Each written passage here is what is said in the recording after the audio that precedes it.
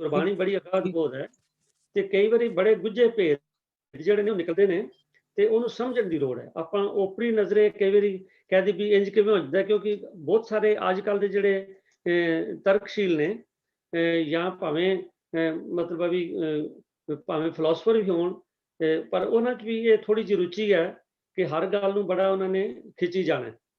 ਤਾਂ ਗੱਲ ਇਹ ਹੈਗੀ ਕਿ ਜ਼ਰੂਰੀ ਨਹੀਂ ਕਿ ਜੋ ਸਾਹਮਣੇ ਅੱਖਰ ਲਿਖਿਆ ਜਾਂ ਕਿਸ ਗੱਲ ਤੇ ਰੈਫਰੈਂਸ ਟੂ ਦੀ ਕੰਟੈਕਸਟ ਕਿਵੇਂ ਕਿਹਾ ਜਾਂਦਾ। ਤਾਂ ਕਈ ਅੱਖਰ ਇਹੋ ਜਿਹੇ ਨੇ ਜਿਹੜੇ ਬੜੇ ਗੁੱਝੇ ਭੇਦ ਹੁੰਦੇ ਨੇ। ਆਮ ਤੌਰ ਤੇ ਗੁਰਬਾਣੀ 'ਚ ਇਹ ਦੱਸਿਆ ਜਾਂਦਾ ਕਿ ਵਾਹਿਗੁਰੂ ਜੀ ਦਾ ਨਾਮ ਹੀ ਸਭ ਕੁਝ ਹੈ। ਇਹ ਆਪਾਂ ਬੜਾ ਪੜ੍ਹਦੇ ਹਾਂ, ਸਾਰੇ ਗੁਰੂ ਗ੍ਰੰਥ ਸਾਹਿਬ 'ਚ ਨਾਮ ਦੀ ਬੜੀ ਮਹਿਮ ਹੈ। ਤਾਂ ਸਾਡੇ ਕੋਲ ਭੈਣ ਸੁਖਦੇਵ ਕੌਰ ਜੀ USA ਤੋਂ ਨੇ, ਉਹਨਾਂ ਨੇ ਇੱਕ ਸਵਾਲ ਭੇਜਿਆ ਵੀ ਜੇ ਇਹ ਲਿਖਿਆ ਕਿ ਸਭ ਕੁਝ ਨਾਮ ਦੀ ਬਰਕਤ ਹੈ, ਪਰ ਨਾਲ ਲਿਖਿਆ ਹੁੰਦਾ ਹੈ ਕਿ ਨਾਮ ਵਾਹਿਗੁਰੂ ਦੀ ਕਿਰਪਾ ਨਾਲ ਹੀ ਮਿਲ ਸਕਦਾ ਹੈ, ਤੇ ਉਹਦਾ ਮਤਲਬ ਹੈ ਕਿ ਵਾਹਿਗੁਰੂ ਦੀ ਕਿਰਪਾ ਨਾਲ ਮਿਲਦਾ ਹੈ ਤੇ ਫਿਰ ਬੰਦੇ ਦਾ ਕੀ ਉਦਮ ਹੋਇਆ। ਮੈਂ ਉਹਨਾਂ ਲਿਖਿਆ ਨਹੀਂ, ਪਰ ਮੈਂ ਸੋਚਦਾ ਸ਼ਾਇਦ ਉਹਨਾਂ ਦੇ ਮਨ 'ਚ ਇਹ ਨਾ ਗੱਲ ਹੋਵੇ।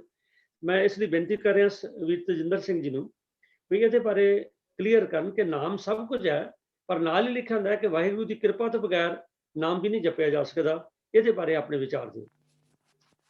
ਵਾਹਿਗੁਰੂ ਜੀ ਕਾ ਖਾਲਸਾ, ਵਾਹਿਗੁਰੂ ਜੀ ਕੀ ਫਤਿਹ।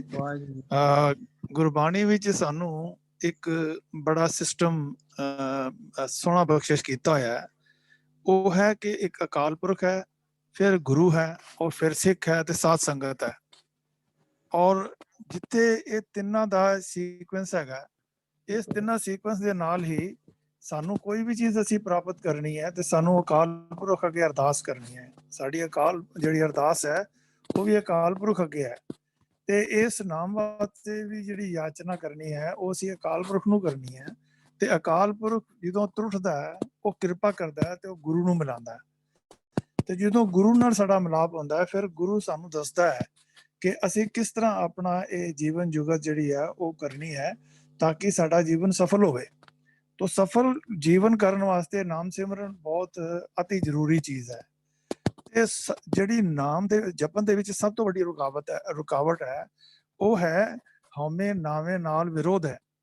ਕਿ ਜਿਹੜਾ ਨਾਮ ਦਾ ਨਾਲ ਵਿਰੋਧ ਹੈ ਉਹ ਹਉਮੈ ਦਾ ਹੈ। ਜਦ ਤੱਕ ਸਾਡੇ ਅੰਦਰ ਹਉਮੈ ਹੈ ਉਦੋਂ ਤੱਕ ਸਾਡਾ ਹਿਰਦੇ ਦੇ ਵਿੱਚ ਪਰਮਾਤਮਾ ਦਾ ਨਾਮ ਨਹੀਂ ਟਿਕ ਸਕਦਾ। ਤੋ ਇਸ ਹਉਮੈ ਨੂੰ ਪਹਿਲੇ ਸਮਝਣ ਦੀ ਲੋੜ ਹੈ। ਜੇ ਅਸੀਂ ਹਉਮੈ ਬਾਰੇ ਥੋੜੀ ਵਿਚਾਰ ਕਰ ਲਈਏ ਤੇ ਸਾਨੂੰ ਸਹਿਜੇ ਪਤਾ ਲੱਗ ਜਾਏਗਾ ਕਿ ਜੇ ਇਹ ਰੁਕਾਵਟ ਹਟ ਜਾਏ ਤੇ ਗੁਰੂ ਦੀ ਸਾਡੇ ਤੇ ਕਿਰਪਾ ਹੋ ਜਾਏ ਤੇ ਅਸੀਂ ਨਾਮ ਜਪ ਸਕਦੇ ਹਾਂ। ਜਦ ਤੱਕ ਅਸੀਂ ਆਪਣੇ ਅੰਦਰੋਂ ਹਉਮੈ ਦੂਰ ਨਹੀਂ ਕਰਦੇ, ਸਾਡੇ ਤੇ ਗੁਰੂ ਦੀ ਕਿਰਪਾ ਨਹੀਂ ਹੋ ਸਕਦੀ। ਮੈਂ ਇੱਕ ਗੱਲ ਹੋਰ ਵੀ ਆਪ ਦੇ ਸਾਹਮਣੇ ਰੱਖਦੇ ਹਾਂ ਵਿਚਾਰ ਲਈ ਕਿ ਹਉਮੈ ਹੀ ਜਿਹੜੇ 5 ਵਿਕਾਰ ਹਨ ਉਹਦਾ ਕਾਰਨ ਹੈ।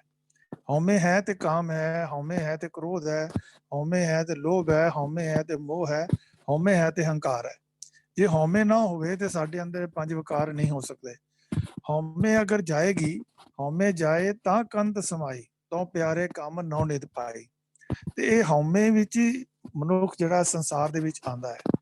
ਤੋ ਇਸ ਹਉਮੈ ਨੂੰ ਵੀ ਸਮਝਣਾ ਹੈ ਕਿ ਇਹ ਇੱਕ ਕੁਦਰਤੀ ਰੱਬ ਵੱਲੋਂ ਇੱਕ ਅੱਡਰੀ ਸਾਡੀ ਹਸਤੀ ਮਨੁੱਖ ਦੀ ਬਣਾਈ ਗਈ ਹੈ। ਔਰ ਇਸ ਕਾਰਨ ਹੀ ਅਸੀਂ ਸੰਸਾਰ ਵਿੱਚ ਸਾਡਾ ਜਨਮ ਹੁੰਦਾ ਹੈ। ਸਾਡਾ ਅਕਾਲ ਪੁਰਖ ਨਾਲੋਂ ਜਿਹੜਾ ਹੈ ਵੱਖ ਵਜੂਦ ਬਣਦਾ ਹੈ। ਤੇ ਇਸ ਹਉਮੈ ਜਦ ਤੱਕ ਸਾਡੇ ਅੰਦਰ ਰਹਿੰਦੀ ਹੈ ਅਸੀਂ ਸੰਸਾਰ ਵਿੱਚ ਆਉਂਦੇ ਰਹਿੰਦੇ ਹਾਂ, ਜੰਮਦੇ ਔਰ ਮਰਦੇ ਰਹਿੰਦੇ ਹਾਂ। ਔਰ ਸਾਰੀ ਉਮਰ ਇਸੇ ਹਉਮੈ ਨਾਲ ਹੀ ਅਸੀਂ ਹਉਮੈ ਦੇ ਅਨੁਸਾਰ ਹੀ ਕੰਮ ਕਰਨੇ ਆ। ਭਾਵ ਮਾਇਆ ਦੇ ਵਿੱਚ ਖਚਤ ਰਹਿ ਕਰਕੇ ਆਪਣੀ ਹਉਮੈ ਨੂੰ ਪੱਠੇ ਪਾਉਂਦੇ ਆ, ਹਉਮੈ ਵਧਾਉਂਦੇ ਆ। ਤੇ ਇਹੀ ਸਾਡੇ ਆਉਣ ਜਾਣ ਦਾ ਜਿਹੜਾ ਹੈ ਉਹ ਕੰਮ ਜਿਹੜਾ ਹੈ ਸਾਡਾ ਆਵਾਗਮਨ ਮਿਟਦਾ ਨਹੀਂ। ਔਰ ਸਾਨੂੰ ਕਿਉਂਕਿ ਹਉਮੈ ਕਰਕੇ ਗਿਆਨ ਵੀ ਨਹੀਂ ਪੈਦਾ ਹੁੰਦਾ ਸਾਡੇ ਅੰਦਰ, ਔਰ ਅਸੀਂ ਗਿਆਨ ਵੀ ਹੋਣਾ ਜਿਹੜੇ ਹਨ ਇਸ ਸੰਸਾਰ ਤੋਂ ਅਸੀਂ ਚਲੇ ਜਾਂਦੇ ਹਾਂ। ਫਿਰ ਇੱਥੇ ਹੀ ਗੁਰੂ ਅੰਗਦ ਦੇਵ ਪਾਤਸ਼ਾਹ ਨੇ ਆਸਾ ਕੀ ਵਾਰ ਦੇ ਅੰਦਰ ਸਾਨੂੰ ਸਮਝਾਇਆ ਹੈ ਕਿ ਹਉਮੈ ਇਹ ਜਾਤ ਹੈ, ਹਉਮੈ ਕਰਮ ਕਮਾਏ। ਕਿ ਹਉਮੈ ਦਾ ਸੁਭਾਅ ਇਹੀ ਹੈ। ਭਾਵ ਜੇ ਰੱਬ ਨਾਲੋਂ ਵੱਖਰੀ ਆਪਣਤ ਬਣੀ ਰਹੇ ਤਾਂ ਉਸ ਦਾ ਸਿੱਟਾ ਇਹੀ ਨਿਕਲਦਾ ਹੈ ਕਿ ਜੀਵ ਉਹੀ ਕੰਮ ਕਰਦੇ ਹਨ ਜਿਨ੍ਹਾਂ ਨਾਲ ਇਹ ਵੱਖਰੀ ਹੋਂਦ ਟਿਕੀ ਰਹੇ। ਔਰ ਇਹੀ ਹਉਮੈ ਜਿਹੜੇ ਬੰਧਨਾਂ ਦਾ ਕਾਰਨ ਬਣ ਜਾਂਦੀ ਹੈ। ਹਉਮੈ ਇਹੀ ਬੰਧਨਾ ਫਿਰ ਜੋਨੀ ਪਾਹੇ। ਫਿਰ ਇਸ ਸਵਾਲ ਪੈਦਾ ਹੁੰਦਾ ਹੈ ਕਿ ਹਉਮੈ ਕਿੱਥੋਂ ਉਪਜੇ ਔਰ ਕਿਤ ਸੰਜਮ ਇਹ ਜਾਏ। ਸੁਤੇ ਹੀ ਮਨ ਵਿੱਚ ਇਹ ਪ੍ਰਸ਼ਨ ਉੱਠਦਾ ਹੈ ਕਿ ਜੀਵ ਦਾ ਇਹ ਅੱਡਰੀ ਹਸਤੀ ਵਾਲਾ ਭਰਮ ਕਿੱਥੋਂ ਪੈਦਾ ਹੁੰਦਾ ਹੈ ਅਤੇ ਕਿਸ ਤਰੀਕੇ ਨਾਲ ਇਹ ਦੂਰ ਹੋ ਸਕਦਾ ਹੈ। ਫਿਰ ਸਤਿਗੁਰੂ ਸਾਨੂੰ ਬਖਸ਼ਿਸ਼ ਕਰਦੇ ਹਨ ਕਿ ਹਉਮੈ ਇਹੋ ਹੁਕਮ ਹੈ ਪਈਏ ਕਿਰਤ ਫਿਰਾਏ, ਕਿ ਇਸ ਦਾ ਉੱਤਰ ਇਹ ਹੈ ਕਿ ਇਹ ਵੱਖਰੀ ਸ਼ਖਸੀਅਤ ਵਾਲਾ ਬਣਾਉਣ ਵਾਲਾ ਰੱਬ ਦਾ ਹੁਕਮ ਹੈ ਅਤੇ ਜੀਵ ਪਿਛਲੇ ਕੀਤੇ ਹੋਏ ਕੰਮਾਂ ਦੇ ਸੰਸਕਾਰਾਂ ਅਨੁਸਾਰ ਮੁੜ ਉਹਨਾਂ ਹੀ ਕੰਮਾਂ ਨੂੰ ਕਰਨ ਵੱਲ ਦੌੜਦਾ ਹੈ। ਭਾਵ ਪਹਿਲੀ ਸ਼ਖਸੀਅਤ ਨੂੰ ਕਾਇਮ ਰੱਖਣ ਵਾਲੇ ਕੰਮ ਕਰਨਾ ਲੋਚਦਾ ਹੈ। ਫਿਰ ਇਹ ਹਉਮੈ ਦੀਰਘ ਰੋਗ ਹੈ। ਇੱਕ ਛੋਟਾ ਮੋਟਾ ਬਿਮਾਰੀ ਹੋਵੇ, ਬੁਖਾਰ ਹੋਵੇ ਤੇ ਬੰਦਾ ਪੈਰਾਸੀਟਾਮੋਲ ਖਾ ਕੇ ਠੀਕ ਹੋ ਜਾਂਦਾ, ਲੇਕਿਨ ਇਹ ਲੰਮਾ ਰੋਗ ਹੈ। ਇਹ ਲੰਮਾ ਰੋਗ ਬਹੁਤ ਚਿਰ ਰਹਿਣ ਵਾਲਾ ਹੈ।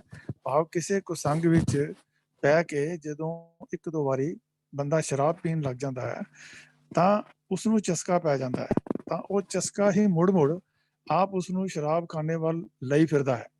ਇਸ ਤਰ੍ਹਾਂ ਉਹ ਚਸਕਾ ਹੋਰ ਵੱਧ ਜਾਂਦਾ ਹੈ, ਇਹ ਇੱਕ ਦੀਰਘ ਰੋਗ ਬਣ ਜਾਂਦਾ ਹੈ। ਇਸੇ ਤਰ੍ਹਾਂ ਜੋ ਵੀ ਆਦਤ ਇੱਕ ਵਾਰੀ ਬਣਦੀ ਹੈ ਉਹ ਆਪਣੇ ਆਪ ਇਸ ਨਿਯਮ ਅਨੁਸਾਰ ਲੰਮੀ ਹੁੰਦੀ ਜਾਂਦੀ ਹੈ। तो दारू भी ਇਹਦਾ ਇਲਾਜ ਵੀ ਹੈ। ਇਹ ਨਹੀਂ ਕਿ ਇਲਾਜ ਹੈ, ਇਹ ਹਉਮੈ ਇਲਾਜ ਤੋਂ ਬਿਨਾ ਨਹੀਂ। ਉਹ ਇਲਾਜ ਕੀ ਹੈ ਕਿ ਕਿਰਪਾ ਕਰੇ ਜੇ ਆਪਣੀ ਤਾਂ ਗੁਰ ਕਾ ਸ਼ਬਦ ਕਮਾਏ। ਜੇ ਪ੍ਰਭੂ ਆਪਣੀ ਮਿਹਰ ਕਰੇ ਤਾਂ ਜੀਵ ਗੁਰੂ ਦਾ ਸ਼ਬਦ ਕਮਾਉਂਦੇ ਹਨ, ਗੁਰੂ ਨਾਲ ਮਿਲਾਪ ਹੁੰਦਾ ਹੈ, ਗੁਰੂ ਦਾ ਸ਼ਬਦ ਕਮਾਉਂਦੇ ਹਨ। ਤੇ ਫਿਰ ਕੀ ਹੁੰਦਾ ਹੈ, ਨਾਨਕ ਕਹੇ ਸੁਣੋ ਜਨੋ ਇਤ ਸੰਜਮ ਦੁਖ ਜਾਏ। ਇਹ ਨਾਨਕ ਆਖਦਾ ਹੈ, हे ਲੋਕੋ, ਇਸ ਤਰੀਕੇ ਨਾਲ ਹਉਮੈ ਰੂਪੀ ਦੀਰਘ ਰੋਗ ਤੋਂ ਪੈਦਾ ਹੋਏ ਦੁੱਖ ਦੂਰ ਹੋ ਜਾਂਦੇ ਹਨ ਔਰ ਸਾਡੇ ਅੰਦਰੋਂ ਹਉਮੈ ਜਿਹੜੀ ਹੈ ਉਹ ਨਿਕਲ ਜਾਂਦੀ ਹੈ। ਹਉਮੈ ਜਾਈ ਤਾਂ ਕੰਤ ਸਮਾਈ, ਤੋ ਪਿਆਰੇ ਕਾਮਣ ਨੌ ਨਿਧ ਪਾਈ। ਤੋ ਇਸ ਤਰੀਕੇ ਨਾਲ ਜਦੋਂ ਸਾਡੇ ਵਿੱਚੋਂ ਹਉਮੈ ਦੂਰ ਹੋ ਗਈ ਤਾਂ ਸਾਡੇ ਅੰਦਰ ਨਾਮ ਜਿਹੜਾ ਹੈ ਉਹਦਾ ਟਿਕਾਣਾ ਹੋਣਾ ਸ਼ੁਰੂ ਹੋ ਜਾਂਦਾ ਹੈ। ਅਸੀਂ ਨਾਮ ਜਪਣ ਲੱਗ ਜਾਂਦੇ ਹਾਂ। ਫਿਰ ਸਾਡੀ ਹਉਮੈ ਦੇ ਕਰਮ ਕਰਨ ਵਾਲੇ ਪਾਸੇ ਰੁਚੀ ਹਟ ਕੇ ਨਾਮ ਸਿਮਰਨ ਵਾਲੇ ਪਾਸੇ, ਚੰਗੇ ਕੰਮ ਕਰਨ ਵਾਲੇ ਪਾਸੇ, ਸਤਸੰਗਤ ਵਾਲੇ ਪਾਸੇ ਜਿਹੜੀ ਰੁਚੀ ਬਣ ਜਾਂਦੀ ਹੈ ਔਰ ਸਹਿਜੇ ਸਹਿਜੇ ਇਹ ਨਾਮ ਜਿਹੜਾ ਹੈ ਸਾਡੇ ਅੰਦਰ ਟਿਕਣ ਲੱਗ ਜਾਂਦਾ ਹੈ। ਆਸ ਹੈ ਇਸ ਨਾਲ ਦੇ ਵਿਚਾਰ ਜਿਹੜੀ ਹੈ ਉਹ ਜੋ ਸਵਾਲ ਕੀਤਾ ਗਿਆ ਉਹ ਸਹਿਜੇ ਹੀ ਸਮਝਿਆ ਜਾ ਸਕਦਾ ਹੈ। ਕੋਈ ਹੋਰ ਇਹਦੇ ਅੰਦਰ ਵਾਧਾ ਕਰਨਾ ਚਾਹੇ ਤਾਂ ਬੜੇ ਮੁਬਾਰਕ ਹੋਏਗਾ। ਵਾਹਿਗੁਰੂ ਜੀ ਕਾ ਖਾਲਸਾ, ਵਾਹਿਗੁਰੂ ਜੀ ਕੀ ਫਤਿਹ। ਕਾਫੀ ਡਿਟੇਲ ਵਿੱਚ ਵੀਰ ਜੀ ਨੇ ਉੱਤਰ ਦਿੱਤਾ ਔਰ ਉਮੀਦ ਹੈ ਬਈ ਇਹ ਗੱਲ ਸਪਸ਼ਟ ਹੋ ਗਈ ਹੈ ਕਿ ਸਾਰੀਆਂ ਬਿਮਾਰੀਆਂ ਦੀ ਜੜ ਹਉਮੈ ਹੀ ਹੈ। ਤੋ ਇਸ ਕਰਕੇ ਲੋੜ ਹੈ ਆਪਣੀ ਹਉਮੈ ਨੂੰ ਕੰਟਰੋਲ ਕਰਨ ਦਾ, ਔਰ ਹਉਮੈ ਨੂੰ ਕੰਟਰੋਲ ਕਰਨਾ ਕੋਈ ਸੌਖੀ ਗੱਲ ਨਹੀਂ ਹੈ। ਅਗਰ ਸਭ ਤੋਂ ਕੋਈ ਔਖਾ ਕੰਮ ਹੈ ਮਨੁੱਖ ਦੇ ਜ਼ਿੰਦਗੀ 'ਚ ਹਉਮੈ ਨੂੰ ਕੰਟਰੋਲ ਕਰਨਾ ਹੈ, ਚਾਹੇ ਅਧਿਆਤਮਵਾਦ ਹੋਵੇ ਤੇ ਚਾਹੇ ਸੰਸਾਰਿਕ ਜੀਵਨ ਹੈ। ਈਵਨ ਸਮਾਜਿਕ ਜੀਵਨ ਵਿੱਚ ਸਾਰੇ ਹਉਮੈ ਦੇ ਪੁਆੜੇ ਨੇ ਔਰ ਸਾਡੇ ਇਸ ਆਤਮਿਕ ਮਾਰਗ ਤੇ ਵੀ ਸਾਰਾ ਜਿਹੜਾ ਇਹ ਰੁਕਾਵਟ ਜਿਹੜੀ ਉਹ ਹਉਮੈ ਦੀ ਹੈ। ਜਿਸ ਤਰ੍ਹਾਂ ਕਿ ਜਪਜੀ ਸਾਹਿਬ ਗੁਰੂ ਨਾਨਕ ਸਾਹਿਬ ਜੀ ਨੇ ਸ਼ੁਰੂ 'ਚ ਹੀ ਸਾਨੂੰ ਇਹ ਖਬਰਦਾਰ ਕਰ ਦਿੱਤਾ ਸੀ। ਧੰਨਵਾਦ ਵੀਰ ਤਜਿੰਦਰ ਸਿੰਘ ਜੀ ਦਾ।